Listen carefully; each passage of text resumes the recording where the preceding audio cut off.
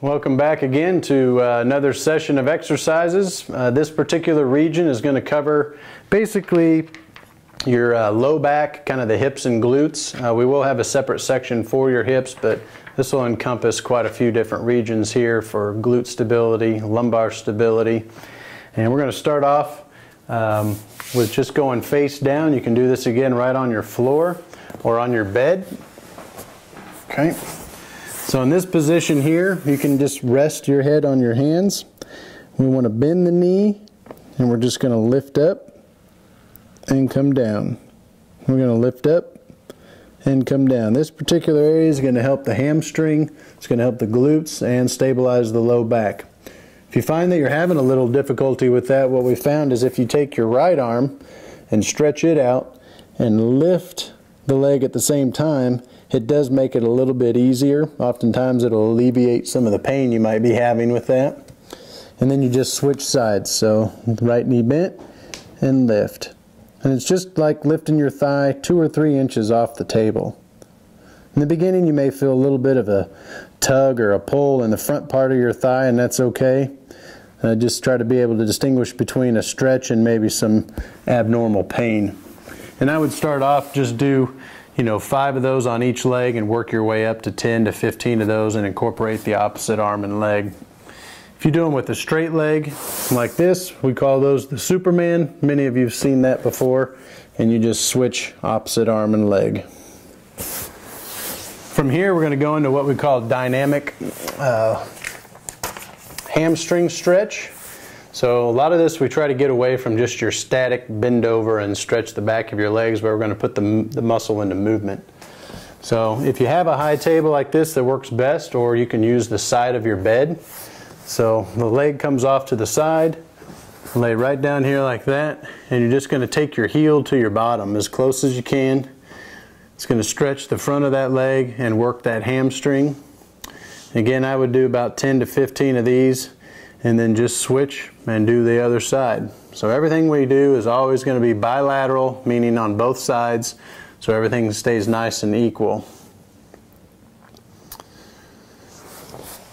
All right. From here we'll go to the back. Okay, we're going to start off. Many of you have heard of the piriformis syndrome. It kind of acts just like sciatica. You get this muscle here that really gets tight, sends pain down the leg. This is the best exercise that I've found for that. We'll go over 2 or 3 of them here. What you're going to start with is just flat on your back. I'm going to do a straight leg raise. So pull your toe back towards you, take the heel to the ceiling, and take the leg straight up. Repeat that anywhere from 5 to 10 times in a row. And then you'll switch and do the next leg. Once you get up to the top there, kind of try to hold it for 2 seconds. Do that 10 on each leg, and then you're going to bring the knee up, and 10 times in a row, you're going to take the heel to the ceiling. This one's a little more of a challenge. You're really going to feel that pull in that hamstring there, but it does help the quads get stronger, stretch here, and release that piriformis muscle. And then from there, we're going to do basically a figure 4 type stretch. Going to cross the leg. Okay, some of you who might have some hip problems or degenerative arthritis, this will be a little more difficult. From here, you're going to reach under the leg and grab behind. Right arm will come behind the right leg, and you let your head rest. Now pull the knee forward, so you're really going to feel that stretch right in through here. The more the leg is out, the more you feel it in your glute. The farther you have the knee closer, the closer this knee becomes to this one, the more you feel it down where the hamstring inserts. So I'd find a kind of a happy medium there. If you got a little too much in the front, take a towel and wrap it around your leg and pull that way up towards your head. And again, try to let your head relax, excuse me, so you don't have any stress on your neck. And you'll hold that for about 5 seconds.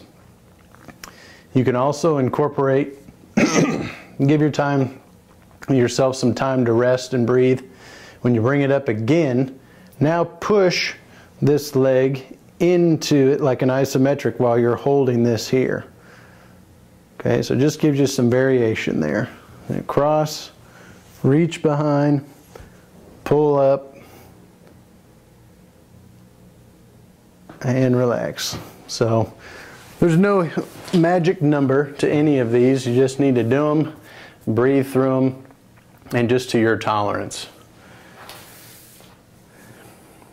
We're going to save the best for last and the most difficult as you advance along in your glute and low back stability. Some of my favorites here are the plank exercises.